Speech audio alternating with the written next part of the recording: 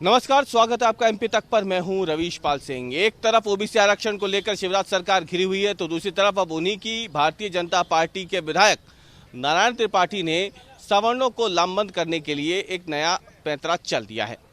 नारायण त्रिपाठी ने मुख्यमंत्री शिवराज सिंह चौहान को एक पत्र लिखा है और उस पत्र में उन्होंने मांग की है कि जो घोषणा उन्होंने 26 जनवरी 2021 को की थी उसे पूरा किया जाए। क्या थी वो घोषणा? दरअसल 26 जनवरी को मुख्यमंत्री शिवराज सिंह चौहान रीवा में थे, झंडा वंदन कार्यक्रम था गणतंत्र दिवस का, और वहां पे उन्होंने सवर्ण आयोग बनाने की बात की थी।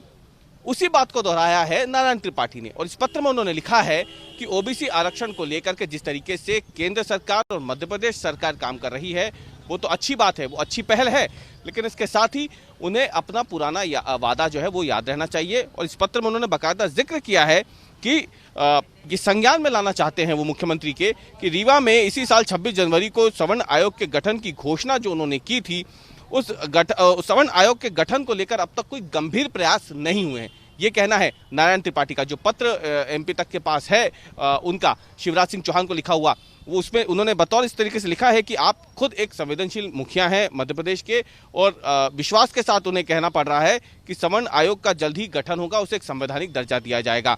प्रदेश में पार्टी को इससे अभूतपूर्व समर्थन मिलेगा, ये कहना है नारायण त्रिपाठी का। दरअसल नारायण त्रिपाठी इसकी बात क्यों कर रहे हैं, तो हम आपको बता दें कि ये जो संभाग है, रीवा संभाग की जब हम बात करते हैं तो वहाँ पे सवर्ण वर्ग का एक तरीके से दबदबा माना जाता है। और हाल ही में जब लोकसभा के चुनाव हुए थे तो उसमें तमाम सीटें जो हैं वो भारतीय जनता पार्टी के खाते में गई थी। इसके अलावा जब विधानसभा के चुनाव हुए थे तो उसमें भी भाजपा को अप्रत्याशित सीटें जो हैं वो रीवा संभाग में मिली थी। इसीलिए भारतीय जनता पार्टी के विधायक जो हैं वो पहले से ही अलग विंध्य प्रदेश बनाने की जो मांग कर रहे हैं, उसके साथ ही उन्होंने सवर्ण आयोग बनाने की एक और मांग कर डाली है। शिवराज सिंह चौहान के पुराने वादों को उन्होंने सामने रखा है।